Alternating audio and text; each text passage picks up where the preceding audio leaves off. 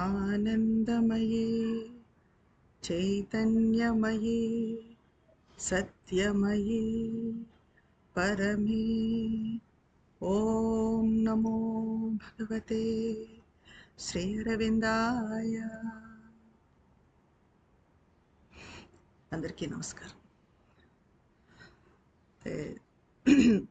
ఇది some explanations అన్నది last చాప్టర్లో మనం ఇప్పుడు ఉన్నాము. ఇంతవరకు కంప్లీట్ చేసిన చాప్టర్స్ అన్నీ కూడా ట్రాన్స్ఫర్మేషన్ అన్నది కానీ, డిఫికల్టీస్ అండ్ ప్రోగ్రెస్ కానీ మనకి చాలా డౌట్స్ క్లారిఫై అయ్యాయి దాంతో.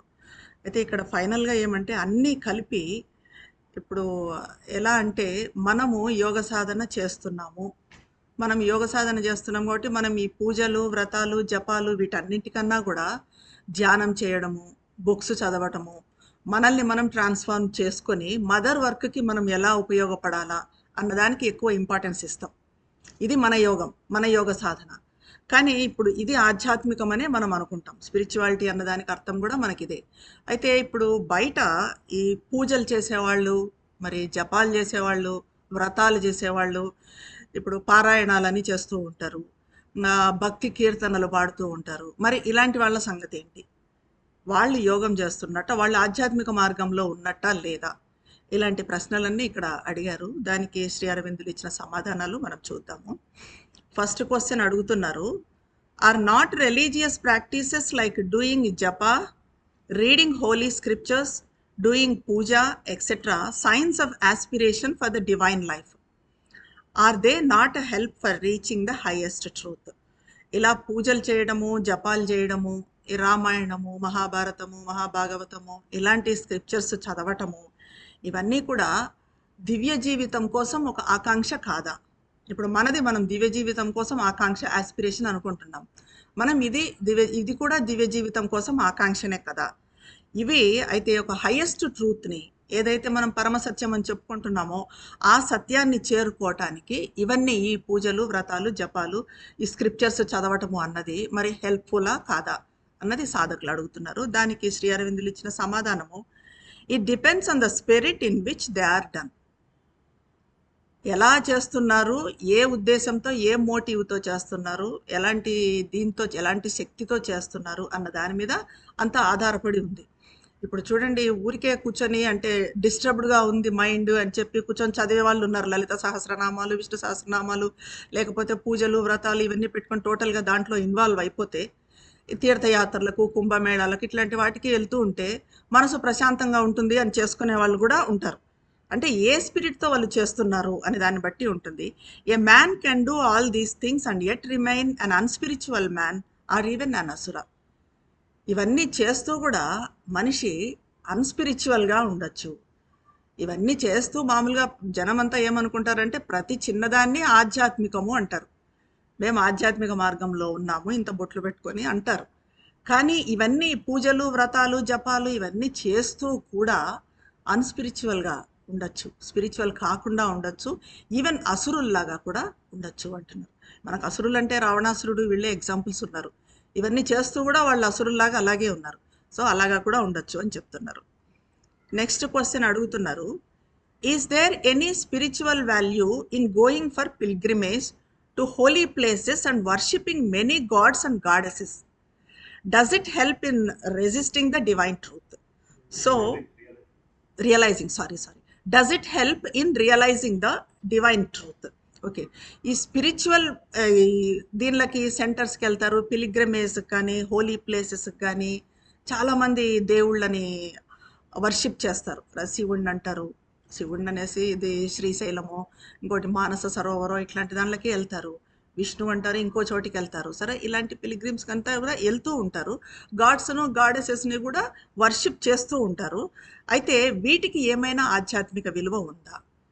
డివైన్ ట్రూత్ని రియలైజ్ చేసుకోవటంలో, ఆ దివ్య సత్యాన్ని వాస్తవం చేసుకోవటంలో వీటికి ఏమన్నా ఇంపార్టెన్స్ ఉందా? ఇవి హెల్ప్ చేస్తాయా? ఇలాంటివి మనం తీర్థయాత్రలకు ఇప్పుడు వెళ్ళాలి అనుకుంటున్నాము, వెళ్తాము. ఎందుకు అక్కడ కాశీకి వెళ్తాము, కాశీ విశ్వనాథుడిని దర్శించుకొని అక్కడేదో పుణ్యం వస్తుంది. మామూలుగా అందరూ అలాగే అనుకుంటారు. చివరి క్షణంలో కాశీలో చనిపోవాలి అని అనుకునే వాళ్ళు కూడా ఉన్నారు. సో ఇలాంటివన్నీ మరి డివైన్ ట్రూత్, దివ్య సత్యాన్ని, ఆ పరమ సత్యాన్ని రియలైజ్ చేసుకోవడానికి ఏమైనా హెల్ప్ చేస్తాయా అని అడిగారు. దానికి చెప్తున్నారు answer, it has nothing to do with the truth. అలాంటి వాటికి సత్యంతో ఎలాంటి సంబంధం లేదు. మనం ఏ తీర్థయాత్రలకు వెళ్ళినా, ఏ గాడ్స్ గాడెసెస్ని వర్షిప్ చేసినా దానికి దివ్య సత్యానికి సంబంధం లేదు. It is a religious exercise for the ordinary consciousness. సాధారణ చైతన్యంతో ఉన్న వాళ్ళకి ఒక మతైక సాధన. ఇప్పుడు మనకు హిందూయిజంలో ఈ సాధనలు ఉన్నాయి, ఈ పూజలు వ్రతాలు ఉన్నాయి. ఇస్లాం మతంలో అయితే వాళ్ళు నమాజ్ చేసుకుంటారు. అదే క్రిస్టియానిటీలో అయితే బైబిల్ చదవడము, వారానికి ఒకరోజు చర్చికి వెళ్ళడము చేసుకుంటారు. ఇవన్నీ కూడా ఆర్డినరీ కాన్షియస్నెస్కి, ఒక సాధారణ చైతన్యానికి, మతానికి సంబంధించిన ఎక్సర్సైజులు తప్ప అంతకన్నా ఎక్కువ కాదు.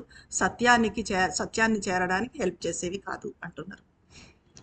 నెక్స్ట్ థర్డ్ క్వశ్చన్ అడుగుతున్నారు, what is the spiritual utility of sankirtan which is common amongst Vaishnavas? ఇప్పుడు వైష్ణవులు సంకీర్తనలు పాడతారు. మనకు చైతన్య ప్రభునే ఉన్నాడు, ఆయన సంకీర్తనలు పాడుకుంటూ గొప్ప మహాభక్తుడు. అలా చాలామంది సంకీర్తనలు, రామదాసు సంకీర్తనలు పాడతారు, అన్నమయ్య, ఇలాగ సంకీర్తనలు పాడేవాళ్ళు ఉన్నారు. అయితే దాంట్లో ఆధ్యాత్మిక ఉపయోగం అన్నది ఏమన్నా ఉందా? స్పిరిచువల్ యూటిలిటీ అన్నది ఆ భక్తితో పాటలు పాడటంలో ఏమన్నా ఉందా అంటే, it has the power of raising devotion. దీనికి కొంత శక్తి ఉంది. ఏది? భక్తిని పెంచే శక్తి ఉంది. దీనివలన భక్తి పెరుగుతుంది. మనకు ఒక త్యాగరాజు కానీ, పురంధరదాసు కానీ, చైతన్య ప్రభు కానీ, తులసీదాసు, జయదేవుడు, ఇవన్నీ వీళ్ళంతా ఉన్నారు సంకీర్తనలు పాడేవాళ్ళు. అయితే వాళ్ళు ఆ సంకీర్తనలు పాడడం ద్వారా వాళ్ళలో ఉన్న భక్తిని ఎక్కువ చేసుకుంటారు. భక్తి ఎక్కువ అయ్యే అవకాశం ఉంది. కాబట్టి ఇది మంచిదే. ఎస్పెషల్లీ వైటల్ పార్ట్స్లో. ఎక్కడ అంటే అది కూడా వైటల్ పార్ట్స్లో భక్తి ఎక్కువయ్యే ఉపయోగం, యూటిలిటీ ఉంది అంటున్నారు. నెక్స్ట్ క్వశ్చన్ అడుగుతున్నారు, I have read in some religious books that if one member of a family has a spiritual realization, all the other members get mukti by his influence. How far is this true? ఇప్పుడు కొన్ని గ్రంథాల్లో నేను చదివాను, అడుగుతున్నారు. కొన్ని మత గ్రంథాల్లో చదివాను, ఫ్యామిలీలో ఒక్కరు స్పిరిచువల్ ఇన్ఫ్లుయెన్స్ అయ్యి, ఒక్కరు సెల్ఫ్ రియలైజేషన్ అయితే మిగిలిన వాళ్ళందరికీ అది వ్యాపిస్తుంది. ఆ ప్రభావం మిగిలిన ఫ్యామిలీలో మిగిలిన వాళ్ళ మీద ఉంటుంది అని అన్నారు. అంటే ఆ ముక్తి పొందినప్పుడు. సో అతని ద్వారా ఈ మిగిలిన ఫ్యామిలీ మెంబర్స్ కూడా ముక్తిని చేరచ్చు, ముక్తి మార్గాన్ని అని అంటారు. How far this is true? ఇది ఎంత మటుకు నిజం అని. ఇది ఇట్ ఈస్ నాట్ ట్రూ. అది నిజం కాదు. Each has his own destiny and his entering in to a particular family in one life is only an instant. ఎవరికి వాళ్ళది ఉంటుంది.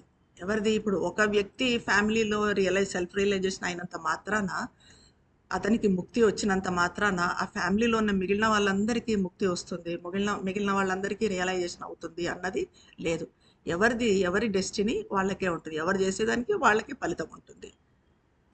నెక్స్ట్ క్వశ్చన్ అడుగుతున్నారు, Ramakrishna use to say that if a person remembers God and utters his name before another person, even for a while, in any way, it will bear fruit one day and bring about a spiritual change in that person. Can it happen like this? ఇంకో question. Ramakrishna Paramahamsa అంటారు, ఒక వ్యక్తి ఇంకొక వ్యక్తి ముందు లేకపోతే ఇంకొంతమంది ముందు కానీ భగవంతుని నామం ఒక్కసారి పలికాడు అని అంటే అది ఒక స్పిరిచువల్ చేంజ్ అనేది తెస్తుంది ఆ పర్సన్లో. ఆ ఎదుటి వ్యక్తిలో ఆధ్యాత్మిక మార్పును తీసుకొని వస్తుంది అంటారు రామకృష్ణ పరమహంస. ఇది జరుగుతుందా? Can it happen like this అంటారు. It can no more to be done in that way. అలా జరగదు. Than you can change a mouse into a lion by saying to it lion lion. ఎంత బాగా చెప్తారు. శ్రీ అరవిందులు ఏది చెప్పినా కూడా హ్యూమర్ ఉంటుంది చూడండి, మంచి హ్యూమర్ ఉంటుంది ప్రతి దీంట్లో. ఎలా చెప్తున్నారు? You can change a mouse you can change a mouse into a lion by saying it lion lion. ఒక మౌస్ని, ఒక ఎలుకను పట్టుకొని నువ్వు సింహం సింహం అంటే ఆ ఎలుక సింహం అవుతుందా? కాదు, ఎప్పటికీ కాదు. సో అలాగా ఒకరు భగవంతుని పేరు పలికినప్పుడు ఆ ఎదుటి వ్యక్తి ముందర ఆ ఎదుటి వ్యక్తి మారతాడు. ఆ ఎదుటి వ్యక్తి మీద అది ప్రభావం చూపిస్తుంది అన్నది లేదు అంటున్నారు.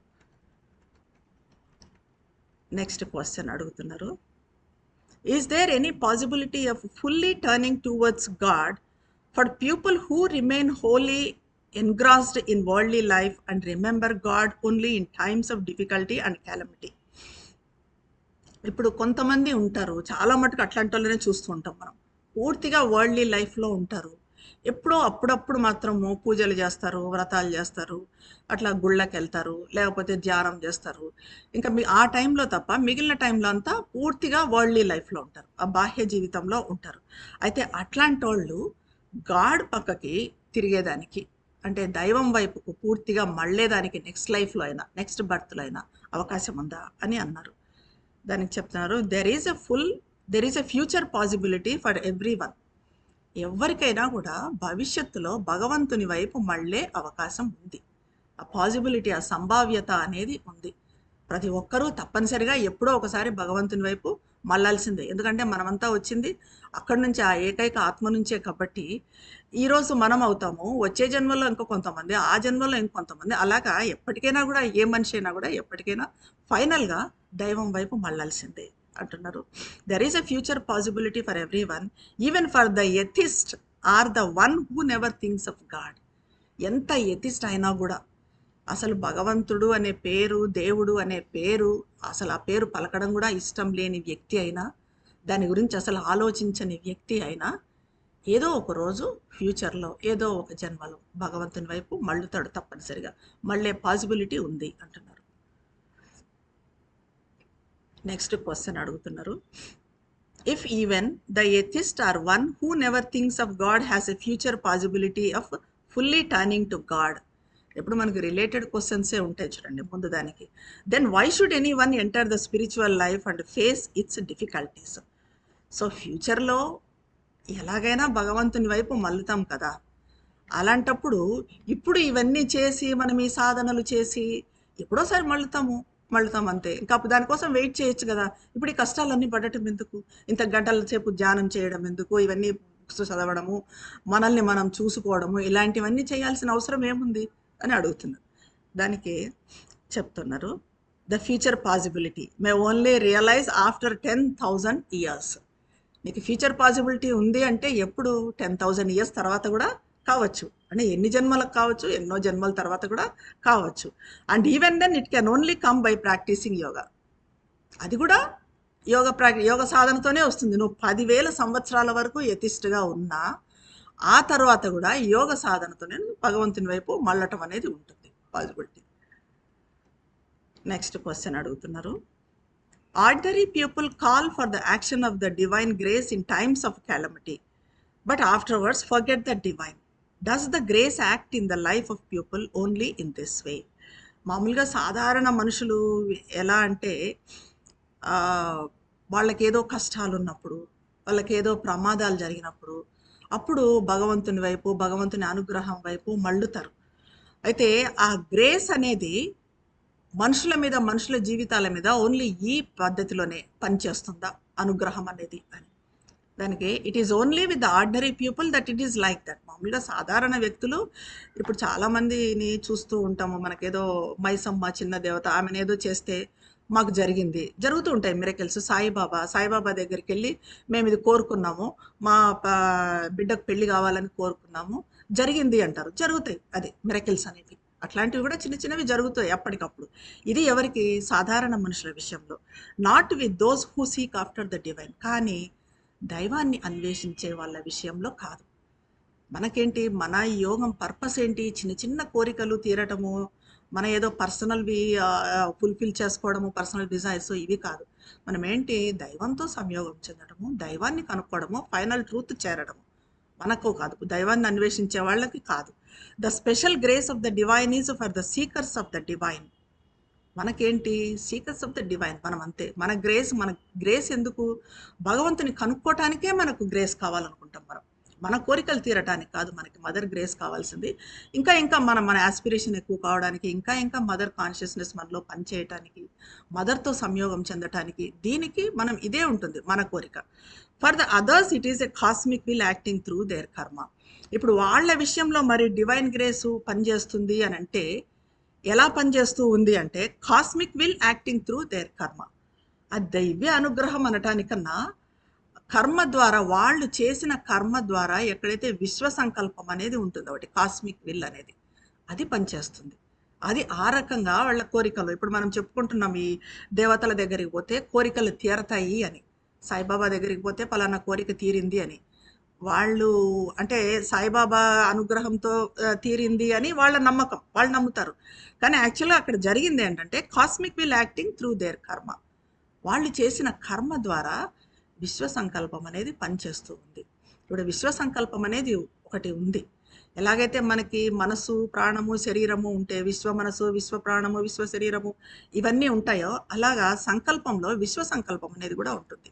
అది ఎప్పుడు ఎలా పనిచేస్తుంది అని అంటే మనం చేసే కర్మలను బట్టి మన విధి డిసైడ్ అయి ఉంటుంది. ఆ కాస్మిక్ విల్ పనిచేయడం ద్వారా మన ఫ్యూచరు డిసైడ్ అయి ఉంటుంది అనమాట. సో ఈ రకంగా cosmic will acting through their karma అని చెప్తున్నారు. Next question, is there any difference between the divine will and the divine grace?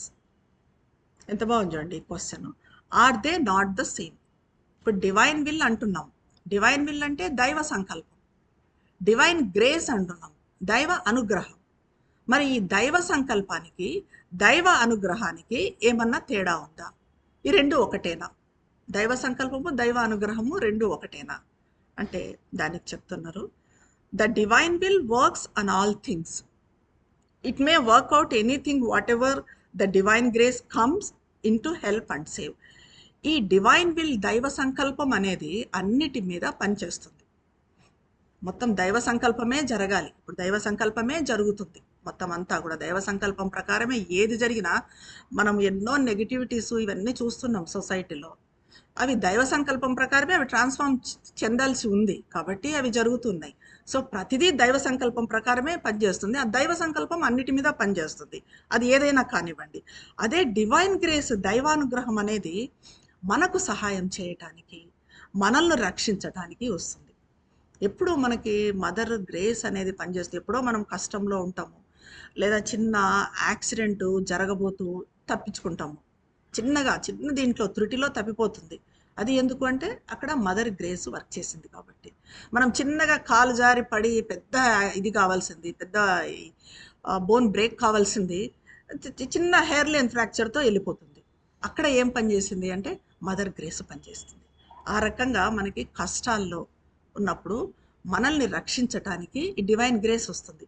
వెరస్ divine will అన్నది అన్ని చోట్ల పనిచేస్తుంది. మనకి ఏదైనా ప్రమాదం సంభవించినా, కష్టం వచ్చినా కూడా మనల్ని ఆదుకుంటే దాన్ని మనం దైవానుగ్రహం అంటాం.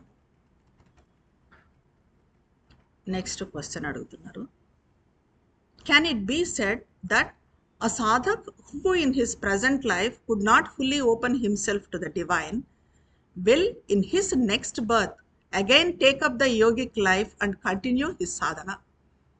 ఇప్పుడు ప్రజెంట్ లైఫ్లో సాధకుడు దైవానికి పూర్తిగా ఓపెన్ కాలేకపోతే, ఫర్ ఎగ్జాంపుల్ పూర్తిగా ఓపెన్ కాలేకపోయాడు, తర్వాతి జీవితంలో, తర్వాతి జన్మలో యోగ జీవితాన్ని గడుపుతాడా? నెక్స్ట్ బర్త్లో యోగ జీవితాన్ని గడుపుతాడా? మనం ఇప్పుడు ఓపెన్ కాలేదు ఫుల్గా, సరే నెక్స్ట్ బర్త్లో మరి యోగ జీవితం ఉంటుందా మనకు? ఆ సాధనను కంటిన్యూ చేస్తాడా? దానికి చెప్తున్నారు, it is fairly certain that he will. అది తప్పనిసరిగా చేస్తాడు అతను, unless he has to exhaust first the adverse elements that come in his way before he starts again. తప్పనిసరిగా అతను సాధనను కొనసాగిస్తాడు నెక్స్ట్ లైఫ్లో. ఈ లైఫ్లో డివైన్కి ఓపెన్ కాలేకపోయినా కూడా. కాకపోతే తిరిగి యోగం ప్రారంభించే ముందు తన మార్గంలో వచ్చే ప్రతికూల అంశాలను శోషింపచేయాలి, బలహీన చేయాలి. అంటే ప్రతికూలతలు ఏమేమి వస్తాయి, మనం యోగం ప్రారంభించే ముందు మనకి ఏవేవి నెగిటివ్లు ఉన్నాయి, నెగిటివిటీస్, హాస్టైల్ ఫోర్సెస్ ఉన్నాయి అన్నది తెలుసుకోవాలి, వాటిని వీక్ చేయాలి. అప్పుడు మనము ఇంకా ముందుకెళ్ళగలుగుతాం.